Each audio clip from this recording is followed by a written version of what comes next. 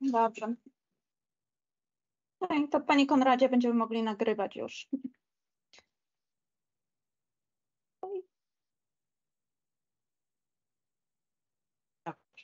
Good afternoon. I have pleasure to welcome you to our last lecture organized by the International Research Platform Contested Legacy.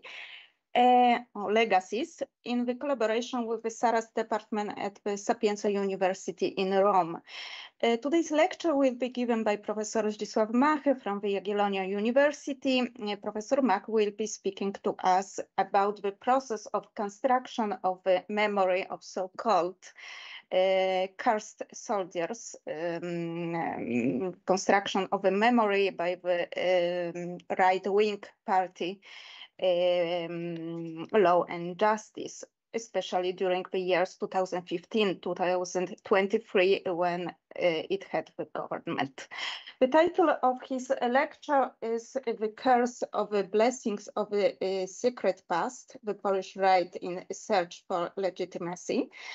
And I'd like to introduce briefly our speaker. Professor Zdzisław Mach is a full professor of sociology and social anthropology.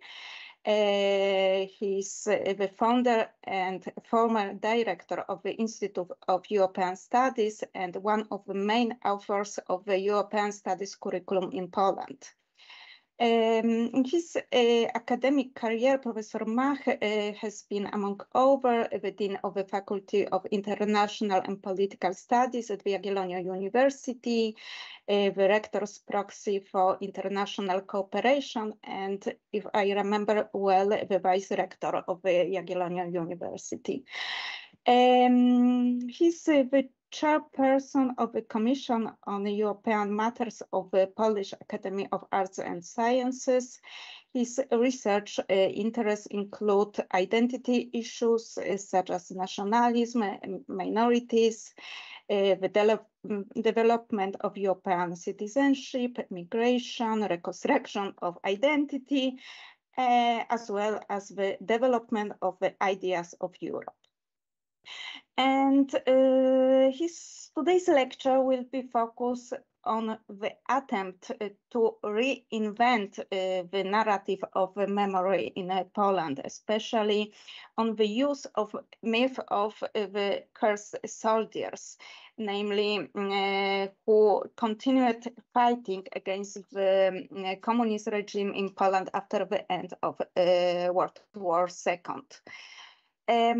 Before I give the floor to our speaker, I'd like to remind you that after the lecture, we'll dedicate 15 minutes for discussion. The discussion will be coordinated by Grzegorz Pożarlik, our colleague. And thank you. I think it's all. And I'd like to give the floor to Professor Mach. Professor Mach, the floor is yours. Thank you. Can you hear me? Yes, I think this should be right. Thank you. Thank you. It's very nice to be invited. It's my pleasure to spend part of this evening talking to you and perhaps also a little bit of discussion.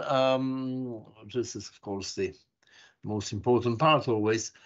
Thank you, Joanna, for your very kind introduction, and as you said, I'm going to talk about the construction of the past by the Polish right-wing party, the party Law and Justice, which just a couple of days ago lost power in Poland after 8 years of various activities in the government, which to some extent also, but to the very noisy and visible extent, if I may say so, were manipulating the past and reconstructing the past for several reasons, which I would like to briefly indicate, and also, so I would first mention what I see the main aims of this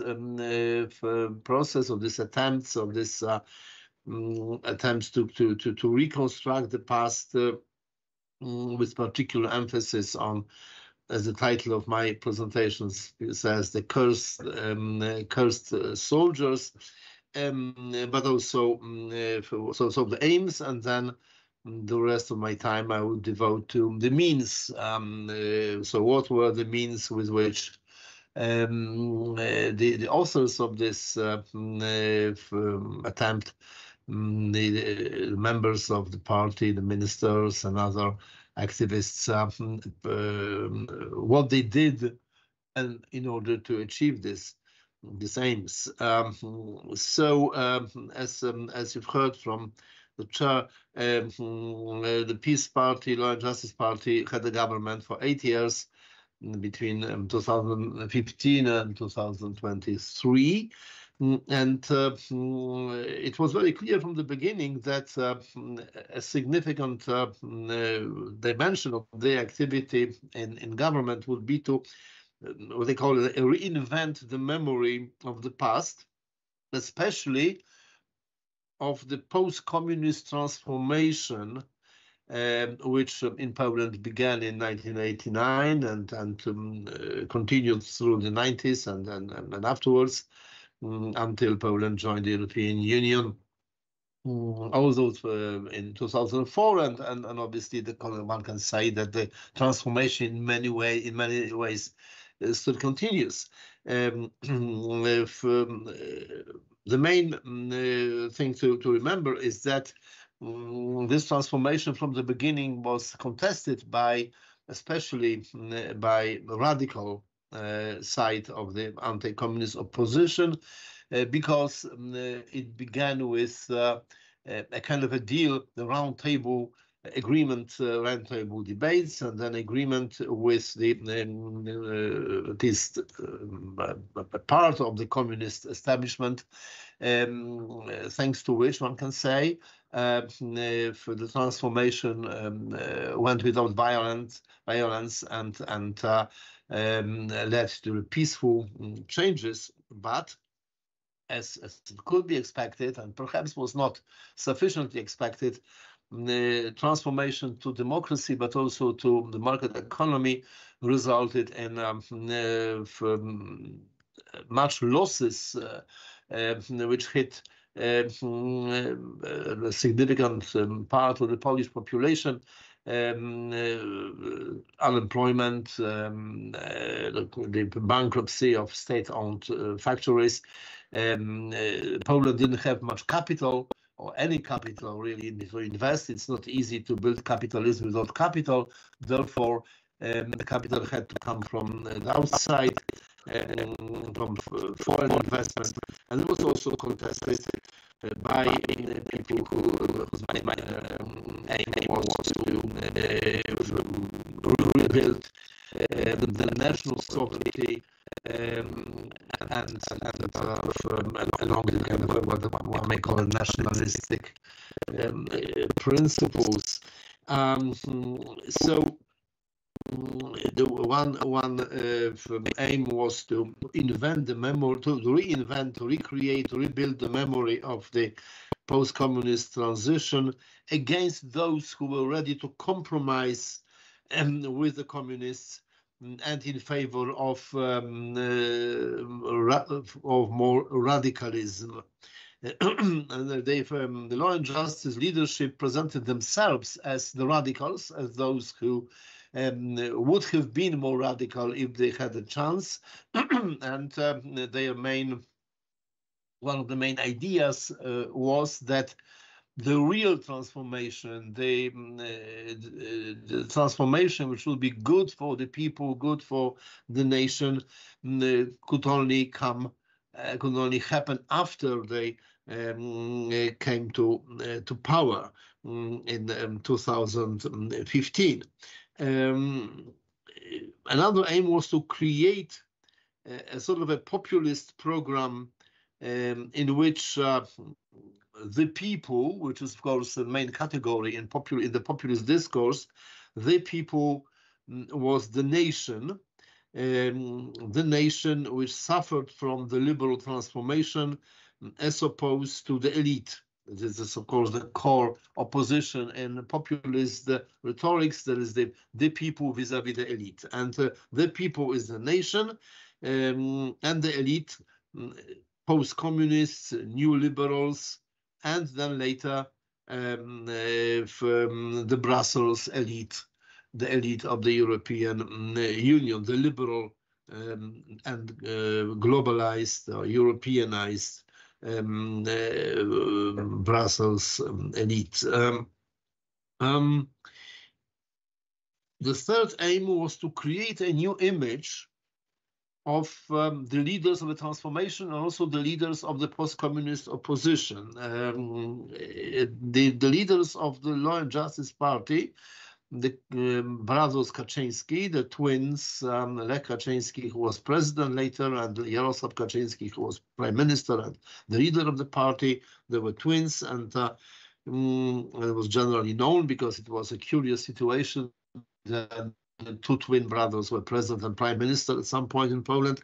They want to be they want to be seen, and they want to be remembered in history as the true leaders and the true heroes of the anti-communist opposition, and those who eventually, after they came to power, would be responsible for the true radical transformation from the post-communist to truly sovereign, independent nation and nation state.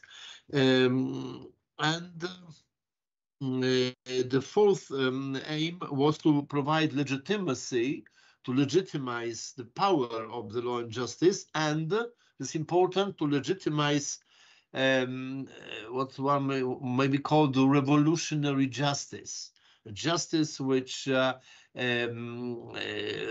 was needed if the revolutionary changes would take place, but justice which, of course, on the one hand, social justice, that would be beneficial to people who were the losers, the victims of a transformation, but also which eliminated the post-communist legacy. So what were the aim, the means to this aims? The first and the one aim at which I would like to, which for me is one of the most important in this particular context, in this particular talk, is the history of the so-called the cursed soldiers. These were the people, the members of the Polish Home Army, which operated against the Nazi occupation during the Second World War. Soldiers who refused to lay arms and to stop fighting after 1945, after the communist regime was installed in Poland, basically through after the country was occupied by the Soviet army. For the Polish Home Army, the Nazis, of course, were occupants, but also the Soviet army was also seen as the enemy. After all, the Soviets attacked Poland in 1939, 2 weeks after the invasion of Hitler. Nevertheless, most of the very, very numerous tens of thousands of people, Home Army decided not to continue fighting, except a certain number, around 2,000 people were estimated, but the exact numbers are not known, radicals who decided to continue fighting for free and sovereign Poland, this time against not anymore the Nazis, but the Soviet and the communist, the Soviet army and the communist regime. So people who refused to compromise with the Soviets, people who, even if they probably knew that the chances of victory were very slim, but they were hoping that perhaps the new war, this time between Americans and British and on the one hand and the Soviets on the other, would start, and they they continued fighting. They were very radical in their demand and in their I would say program. Of course, this fight could not be successful, and it wasn't successful. Most of these people were either killed in the field or arrested and murdered in prison. The last one was killed in 1963, if I remember correctly. It's 18 years after. So that's quite a long time after the end of the war. But they were forgotten. In fact, it was the most important thing. They were forgotten. There was no mention about them in history. Of course, the communist version of history was completely silent about them. Occasionally, they were referred to as bandits, but otherwise there was silence. But also, they were not mentioned. They were not given justice, one may say, immediately after the beginning of transformation in 1990s, where the focus was on the restoration of memory and the construction of a memory of heroism of the Home Army as such, the anti-Nazi Home Army. But this radical soldiers who refused to surrender, they were not mentioned. They were not remembered. There were not many cases. They were not even properly buried. There were no funeral. So they were forgotten, but also they were cursed in a sense that they became like a difficult issue, a difficult problem, because not only they were sort of very radical and as such distinguished from the main body of the Home Army, but also in many ways they were controversial, because some of those soldiers were actually very nationalistic. There were many known instances of anti-Semitic actions, killing Jewish people and anti-Semitic sort of acts, which were many, and this could also be, of course, could also be one of the reasons for that was that the radical Polish nationalists believed that there were particularly many Jewish people among this communist secret police and communist forces and communist political elites. Therefore, they were like the idea was that the Jewish people could not be trusted, were not loyal to the Polish cause, and this from the nationalistic point of view, they were not recognized as trustworthy Poles. So altogether, it was a rather difficult issue, and the memory was also difficult. So there were not really, even if some names were known, but as the radical Polish nationalistic politicians believed, they were not given justice. So they were very good candidates, so to speak, to be given attention by those for whom radicalism was the main slogan on the banner, was the main symbol, and the main the core policy.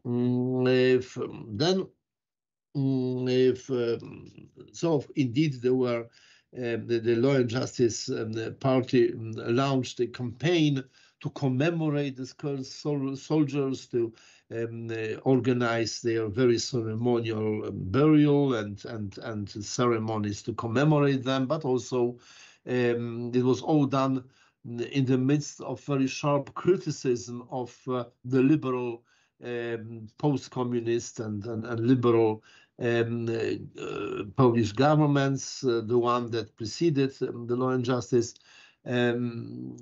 for having forgotten and for having ignored the memory of those radical soldiers.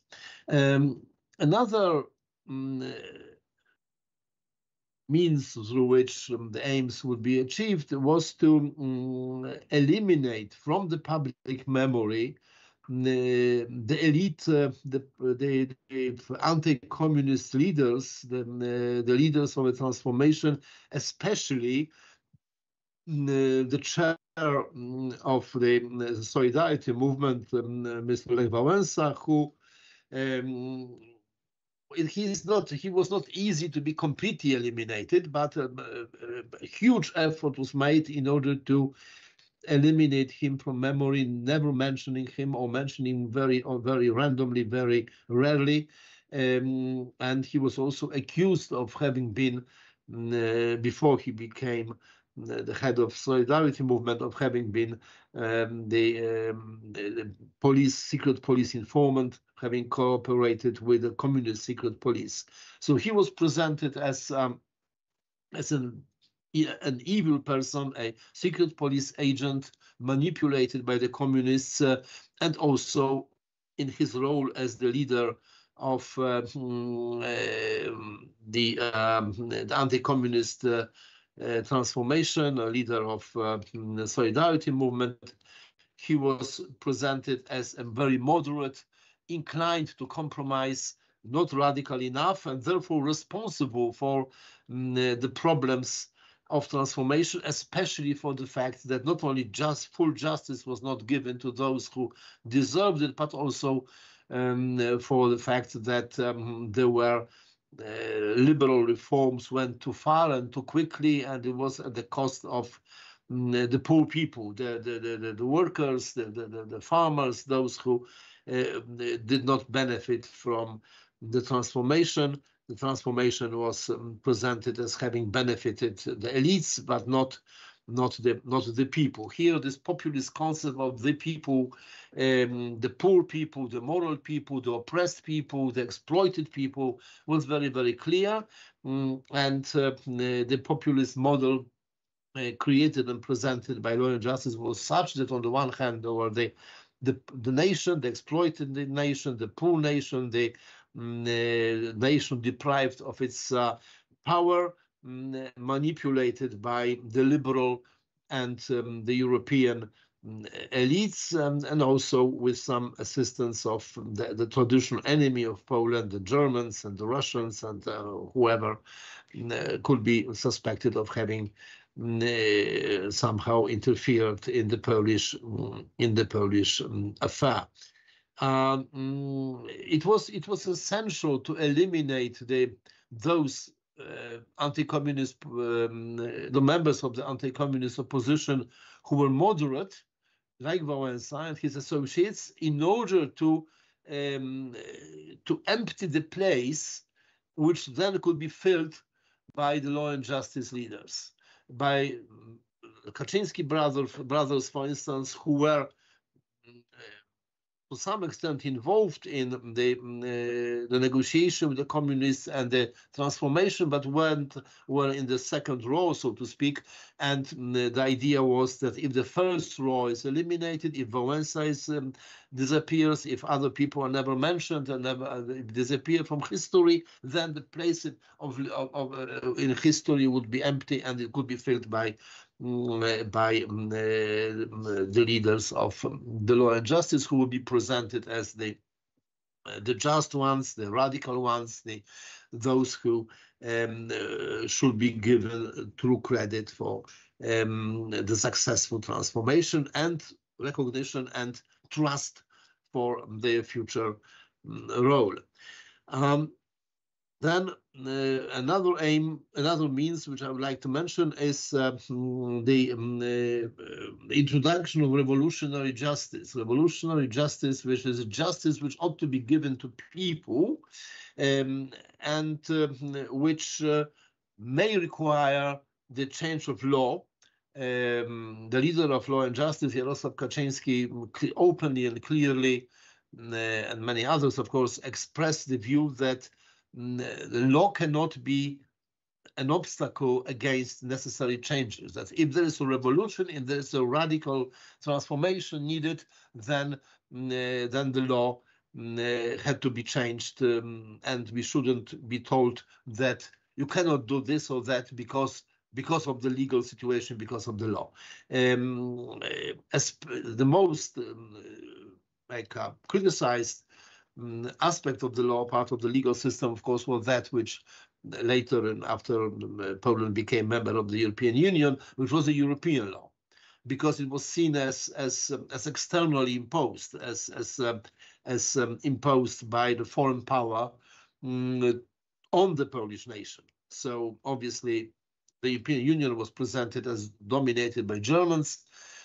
So the very idea that the Polish Revolution, that the well-deserved transformation could not happen because of the European law, while the European Union is seen as the corrupt, oppressing elites, then obviously this could not be justified within the system of argument.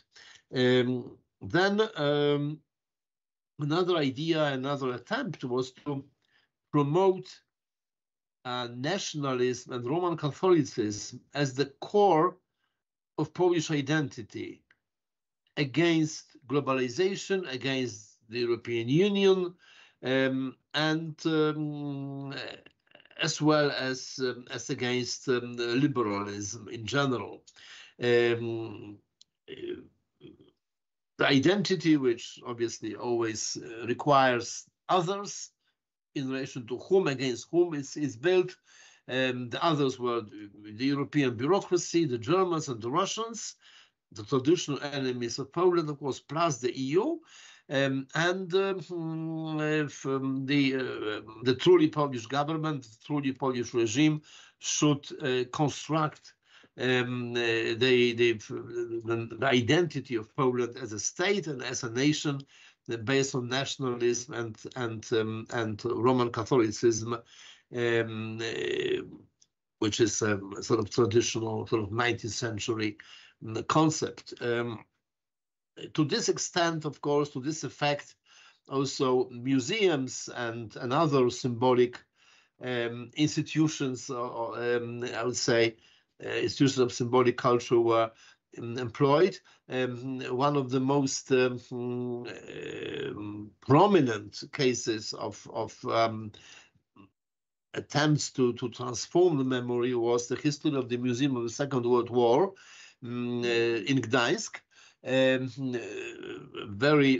museum, which it was built as a, it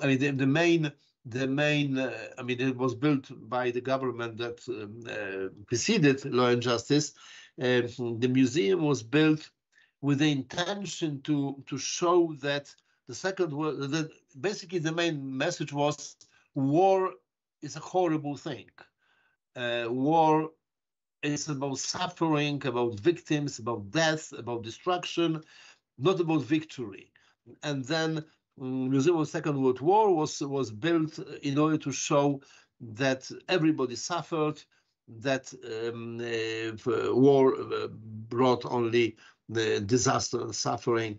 This was considered to be by radicals, by nationalists, as being completely wrong, having a completely wrong message, which more like globalized, humanistic and humanitarian view of war, while what they wanted was yet again institution promoting nationalism. In other words, they wanted to have the Museum of the Second World War built as a museum of the Polish suffering and Polish victory, Polish suffering at the hands of the Nazis and the Russians, and the Polish victory over totalitarianism. They wanted this to be done this way. There was a long battle. They used various legal tricks in order to change the directors of the director of the museum.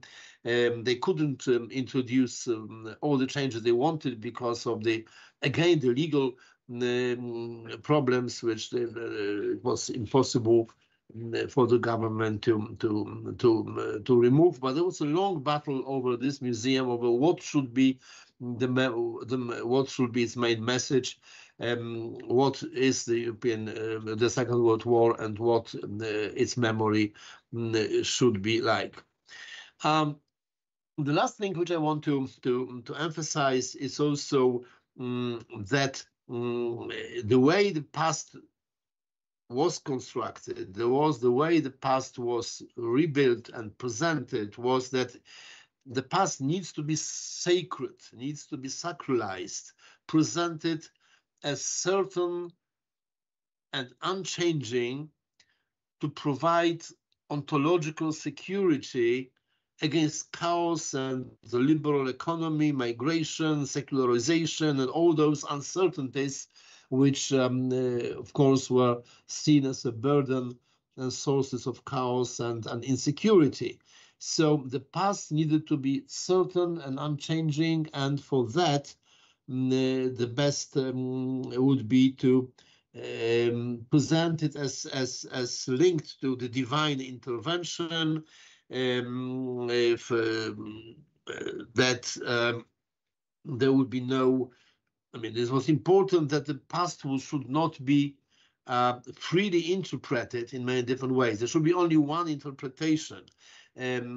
Just like a nation is seen as the community of people who think alike, just as the memory, the historical memory, should be presented as certain, as unchanging, as having only one narrative, having only one interpretation. So the very close cooperation between the Law and Justice government and the Catholic Church in fact benefited both sides, because the Church benefited from being especially financial support of the government, but also the Church could influence legislation in those issues they wanted, especially regarding reproductive rights.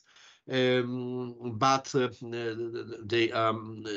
regime, the government, the Law and Justice elite benefited from obtaining support of the Church in their attempt of seeking of legitimacy. And the very good example of how it was done is the temple which was built in the city of Torun by a very radical institution, a priest, Tadeusz Rydzyk, who is known for his radicalism and nationalism and anti-Semitism and other features of Polish nationalism.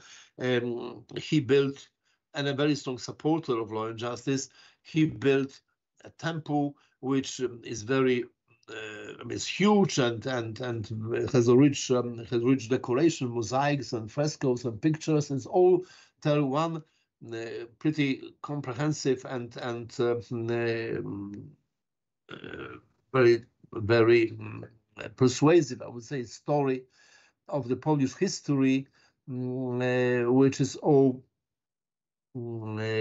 interpreted according to the nationalistic and Catholic interpretation, and also seen as combining the efforts of Polish leaders with the divine intervention, and linking Polish nationalism with the faith, the Roman Catholic faith, which is seen as a component, inseparable component of Polish nationalism. This, of course, provides the regime with religious legitimacy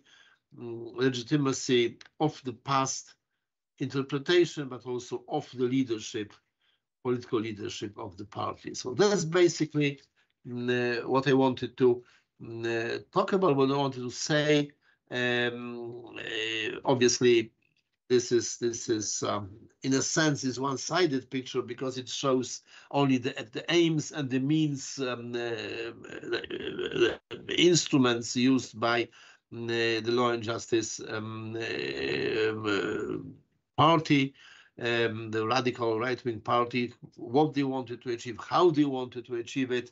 all the questions, of course, which should be discussed separately and in much greater length is what were the effects of it, to whom it was, by whom it was accepted, what were who were the followers of this, how effective it was, and what was the resistance, and there was a considerable resistance to these attempts, but the attempts looked, in my opinion, as I just presented them. Thank you very much. Thank you, Professor Mach, for a really inspiring lecture, which, in my opinion, shed new light on this very complex issue of construction of the memory in Poland, and the role of some museums, like Museum of the Second World War and Myth of Cursed Soldiers, and also the attempt to manipulate the past in order to legitimize the leaders of the right-wing parties, like Law and Justice. Thank you once again, and I give the floor to Grzegorz for discussion. Okay, thank you very much indeed, Joanna. Well, first of all, yes, I need to truly thank you, Yusuf, indeed, for your truly insightful, inspiring insight, yes, on actually what I call mnemonic warfare, law and justice as mnemonic warriors, you see, making a contested legacy a true story. Actually, you see, I'm putting together a chapter for Joanna's monograph for Routledge, yes, indeed. So I found, you see, your contribution very much like inspiring indeed. Very well. So yes, let us open our discussion. You see, my opening again, just I have actually, my opening assumption in the still pending contribution for Routledge is that in order to understand what has happened on October 15th this year, one needs to truly, fully grasp this, the meaning of mnemonic warfare, actually launched by Law and Justice. You see, as a kind of working strategy to achieve, new state, new society, new concept of national community, and indeed, yes, fighting yesterday's wars to win now and the future seems to be like the truly working paradigm for Law and Justice. So please. Dear colleagues, yes, dear friends, the floor is open for questions, for Q&A session, questions, answers, yes, agreements, disagreements with Professor Mach, please.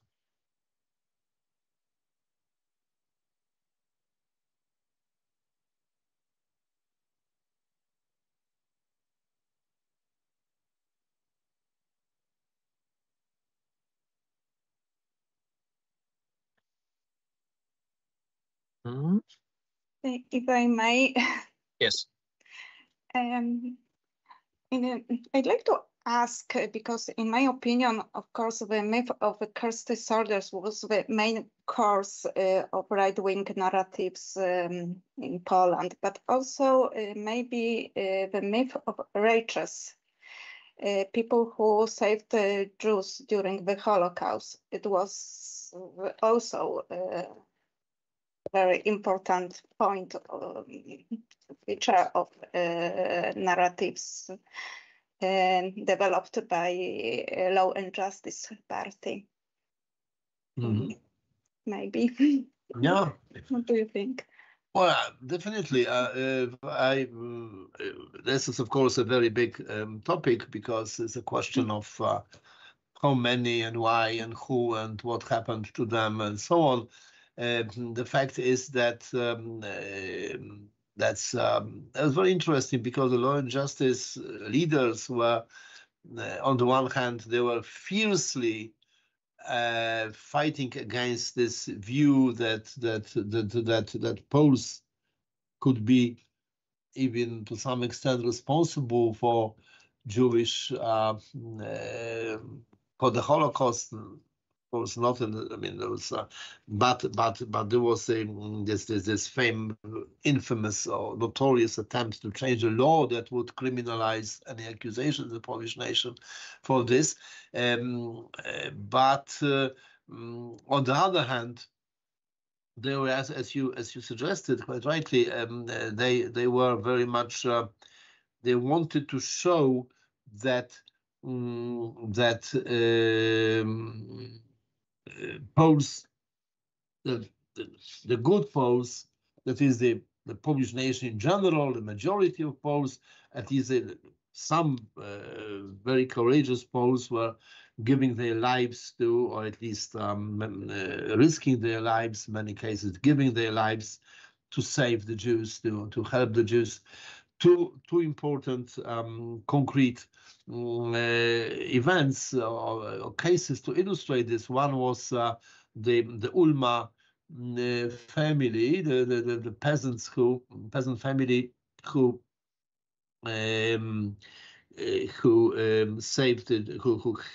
helped to hide the Jews, and they were killed for that by the Nazis. And there was a very I mean, this is a model history, because they were farmers, the Jewish, some Jewish people really were working in the farm.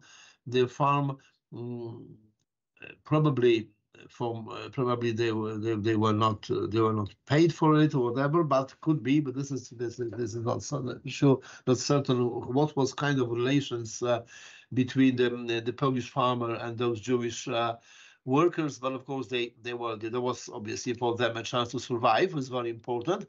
Then they were killed. The Polish family was killed, all of them, including children, and they were recently elevated by the Catholic Church to the status of blessed. I don't know what is, well, not canonized, but the one level below. But this is a very important status, because they were officially their cult was introduced by the Catholic Church, and the very interesting element of it, by the way, that's a side comment, but very interesting, is that among those members of family members who were killed, there was also, I mean, the woman, the wife of the farmer was actually pregnant, and the fetus also didn't survive. So this was an unborn child who was also one of the victims. And of course, this is in many ways a unique story, because of course there is an extremely strong position of the Catholic Church and also Law and Justice Party to the fact that the unborn children are also human beings, and children should be protected against the whole policy against abortion and so on. But here you have an unborn child who is a hero and who has a sacred status of the Catholic Church. This has never happened before, and given the fact that the Church refuses to baptize children who are unborn, there is a very interesting contradiction, because there's no name to this child. So this is a very interesting story. But it was a very big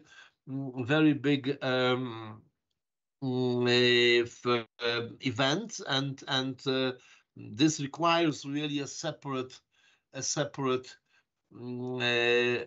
at least a journal article or a chapter in a book devoted just to this one thing, to the Ulma story. But there's also the Rydzyk Empire. There's Father Rydzyk consortium, whatever he is in charge of. His business contains also a museum for which the government gave a huge donation. There's a museum to those righteous Poles who saved the Jews. So this is really an attempt to counterbalance stories of the history of collaboration with the Nazis and murders committed by Poles on Jews, like the Jedwabne story, like the books by Jan Tomasz Gross and others. So this is a part of the struggle in which the Catholic Church and the right-wing parties are actually working hand in hand in a very, I would say, prominent way. Yes, thank you very much indeed. Yes, so it seems that very much you see your contribution centers around this kind of sentiment towards 19th century Henryk Sienkiewicz vision, yes, of absolutely, yes, Poland as a crisis of nations, yes, always a victim, yes, fighting always, you know, for others' freedom. And a kind of black and white interpretation, yes, of the history, denial of its own responsibility, collectivization and sacralization of national history, very much indeed. Yes, along this mnemonic warfare line of thought, meaning yes, how to write a true story, yes, out of the otherwise pretty complex contested legacy indeed. But please, yes, other colleagues, other friends in the room, yes, asking questions, making interventions, please.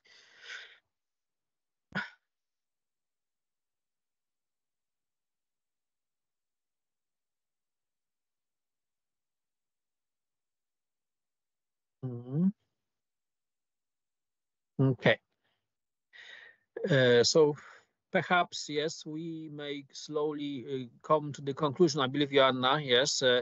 Just a very last one, actually, on my private note, you see, I'm sure all of us were shocked for what happened on the occasion, yes, of the Hanukkah ceremony in the Polish Parliament. And I think, in a way, we should have seen it coming. This kind of behavior is I think, personally, I think this is an outcome of mnemonic warfare, kind of, yes, narrative.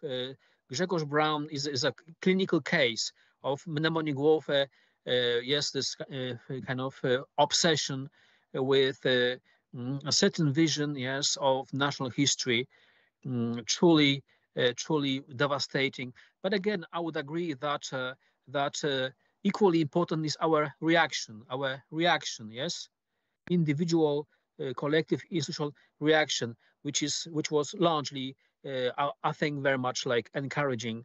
I mean, like building the awareness, yes, that mnemonic warfare, those who wish to enjoy the kind of monopoly position, yes, kind of exclusive right to claim what is true, what is false, yes, always kind of lead to this polarization and exclusion, yes, assuming such a drastic forms. Very well. So I think, Joanna, yes, unless there are some questions, if not, then I think, Joanna, you can now please conclude the seminar. Okay. Yes. Thank you, Grzegorz, for your remarks.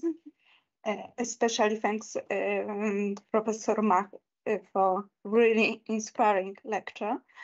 Thank you for joining our meeting. It was our last lecture organized by our platform, research platform.